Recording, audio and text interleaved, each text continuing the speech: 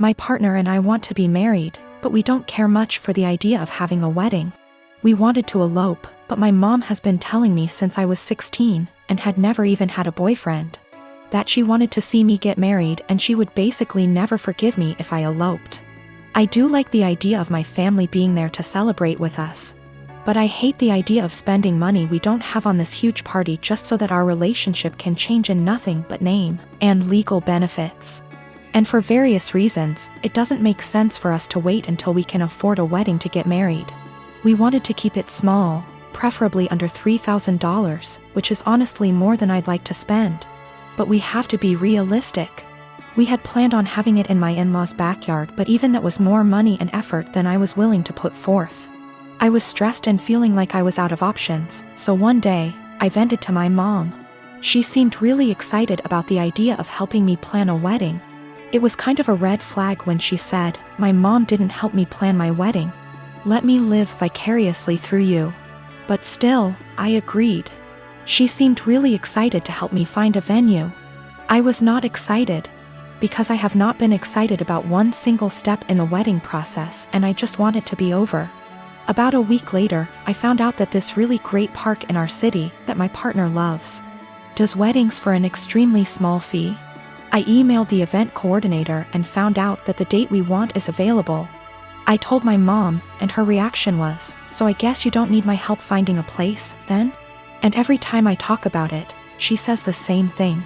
She has always talked about how shitty it is to guilt trip someone, but I feel like that's exactly what she's trying to do. I honestly can't tell whether or not I've done something wrong. Like, I'm not sure if I implied that I would only get married in a place she helped me find. I don't feel like trying to take action on my own wedding is that great of an offense, but I can tell she's upset. I want to make her feel better, but at the same time, I don't want to change our plans again just so that she can feel involved. I have 3 children, the oldest being 16M.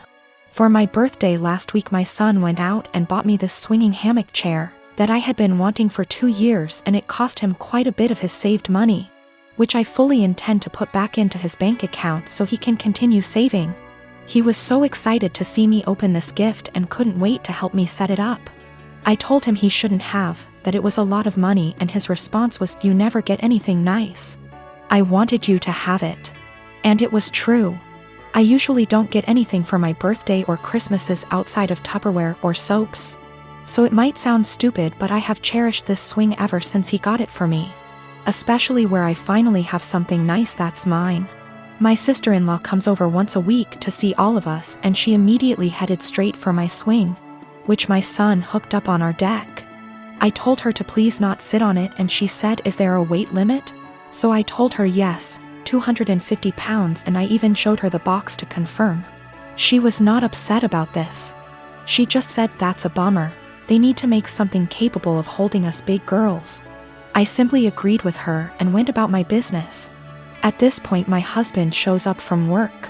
When I went inside to grab us some drinks, her and my husband are talking on the porch, and not even 5 minutes later I hear a loud crash. I go out, and sure enough, she had sat in my swing, and the crochet netting around the hook snapped on one side, causing her to fall right on her ass. She is sitting there laughing, gets up and says, "I guess I need to learn to listen." So I lost it. As I said above, I literally never get anything nice. Never. This is the one thing that I had that was mine, and it didn't even take someone a freaking week before they ruined it for me. So I said, "I literally just told you not even 20 minutes ago that it would not hold you, and to please not sit in it." She makes some comment about, "Usually the weight limit is a lie." I thought it would hold. So I said, "The weight limit probably would have held if you were only 50 pounds heavier than it, not 150. She is 420-ish lbs because she is one of those girls who eat food on camera for money, and she absolutely loves her weight. But regardless, instead of apologizing or offering to compensate me for my destroyed item, she has resorted to saying I'm a shitbag for making her feel like her weight is a problem and my husband is on her side. My best friend is a really great gift giver. I know that she plans gifts really far in advance and always dedicates so much time and thought into them. And I am so grateful for every gift I have ever received because I know how special they are. She'll often take something small I said from years back and make a really meaningful thing out of it. And I know she enjoys gift giving, and it is clearly one of primary ways she communicates her love for me and others. I just can't keep up. I've never been a really good gift giver. I often really struggle with forming ideas for upcoming celebrations, and until I'm really under the pump, I come up empty-handed until I find something just all right, or I repeat a similar shtick of reasons why I value you, presents. This just means that I feel so much stress every time I have to celebrate her birthday and Christmas. Especially because I would have received something completely out of this world. I really just feel like my gifts pale in comparison. It's getting to this stage where we've been exchanging presents for 8 years, and I'm honestly just starting to feel like I'm running out of steam to keep up and continue thinking of other ideas. It is also hard because I'm neither here nor there when it comes to receiving gifts. I can recognize the hard work and love, but I don't need to receive gifts to know that I'm loved. And so I worry that I don't reciprocate my love well enough because my presents never feel at her level. I want to express to her my gratitude for her gifts, but ask that we just stick to one a year, on birthdays. Because Christmas and the occasional Valentine's Day is too much for me.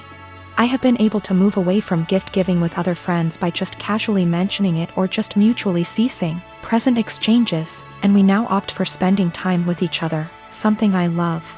I just don't know if this would be really insensitive or soul-crushing because it's not about her or how good of a friend she is, but really about my insecurity and my differing ways of communicating love.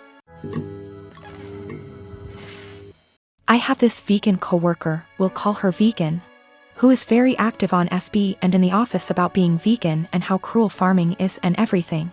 Each to their own. I don't necessarily disagree with her views on animal cruelty, but here's the thing, I'm a hunter. Not a trophy hunter, but I do shoot feral pigs, rabbits, ducks, introduced, classified game ducks, and foxes, and I fish too. All except for the fish are classified as pests. Foxes especially kill native wildlife and farm animals, and farmers will often put you up on their property for free to hunt them. I have passed tests here, especially for identification of game ducks versus protected species and practice ethical hunting. I.e. allow the animal to have a fair chase, no dogs or tracking devices. Practicing marksmanship and dispatching prey swiftly and humanely and not wasting the meat. None of that is obviously good enough for Vegan. When she first came onto the team and told everyone she was vegan, I kept my mouth shut about my hunting. I also think she's really intolerant because she preaches to people about how going vegan will help with their various ailments, and always turns up her nose at people heating up meat in microwave. As a result, we've kind of consciously started excluding her when we get up for lunch. However, last year I started going hunting more regularly with a work friend from another department, whose uncle owns a farm where feral pigs and like are an issue, and he often swings by to have a chat about guns and bows and our next trip. And she found out I was a hunter. This isn't even at our desks, it's in the kitchen area that has tables and stuff, and we sometimes eat our lunches together. Ever since then, every conversation I've had with her, she's referred to hunting and how cruel it is. One time, I wore a leather pencil skirt to work and she had a go at me for wearing animal products. She seems to have singled me because of the fact that I go hunting. My boss has no spine, I've tried talking to him about this. But she just intimidates him and makes it seem like she's been persecuted, and he's backed down from that. She even tried to get a vegan shelf in the fridge and tried to rope in some Hindu vegetarian guys to do that, but they pointed out that they use milk and cheese and honey in their cooking. They also think she's nuts. It's gotten to the point where we go out for drinks on a Friday night at 5 and we never ask her. I don't organize these things, a coworker does, but my boss told me, when I brought it up in one-on-one meeting, that she feels really left out and she seems to think it's my fault because I've been here for longer and I'm somehow poisoning them against her, or something. I have since been conscious of this. If anyone starts conversation about vegan, I just say I don't talk to her unless it's work-related and she's more than adequate at her job. It's actually become something of a joke or catchphrase. I told my boss I don't organize anything except official events, and she's always been invited. If she's not invited to informal stuff, that's not even organized by me, then that's not my problem. The coworker that doesn't invite her, she managed to piss him off because he's eaten guinea pig, he's from Peru. and she asked him if he'd eaten any of his other pets. For the record, he never ate a guinea pig that was a pet. It's something they eat in Peru. Whenever she brings up hunting or anything, I just point blank ask her there was anything work-related that she wanted to talk about, and if there wasn't, I would start talking to someone else or just walk off. I have asked her multiple times to keep conversations work-related. I never start a conversation with her at all. Most of the time, she pounces when I'm in the kitchen making tea, getting water, or just stretching my legs. One time last week, a group of us were talking and she got up to join the discussion. A horrible silence fell over the group to the point where I just excused myself and went to my desk, and so did a few others. It all came to a head in our team meeting today when our boss, usually at the ends, asks if there's any positive news or celebrations outside of work people want to share, like engagements, marathons, charity appeals, etc., and Vegan sarcastically asked me how many lives I'd taken last weekend. I got annoyed and said her constant badgering me about my hobbies and choice to eat meat was discriminatory and bothersome, and that unless it was work-related, she was not to engage me in conversation otherwise, and told our scribe to put that in the meeting minutes. She seemed a bit shocked by that, and my boss looked uncomfortable but said fair enough. I thought that was the end of that, but the right before our boss went to close the meeting, 2 other co-workers also put their hands up and asked Vegan to only engage them in work-related discussions, and that they were also uncomfortable being given non-medical health advice pertaining to their choice to consume meat and their diets. Again, boss looked uncomfortable but asked Vegan to respect their wishes and closed the meeting. Vegan didn't look anyone in the eye after that but headed straight to the bathroom. My boss was trying to get one of the co-workers to see if she was okay, and I think one of them eventually checked up on her, but she was in a cubicle and asked to be left alone. She eventually came out and asked my boss to leave early, which she did. I feel awful now. She embarrassed me in front of my team with the lives taken comment, so I pushed back, but I am caught between not wanting her to miserable and not wanting anything to do with her at all. A few of my co-workers and I ended up in a proactive conference call after this with HR, who basically said that always been subjected to unwanted advice and jabs about eating meat was not okay, but some mediation was in order to ensure cut the tension in the workplace. The HR rep then called my boss, who explained what happened in the team meeting and complaints that we'd made one-on-one etc., but then he went into a meeting room and didn't hear the rest of discussion. I don't know what to do, assuming she comes into work tomorrow, or if I should even talk to her at all.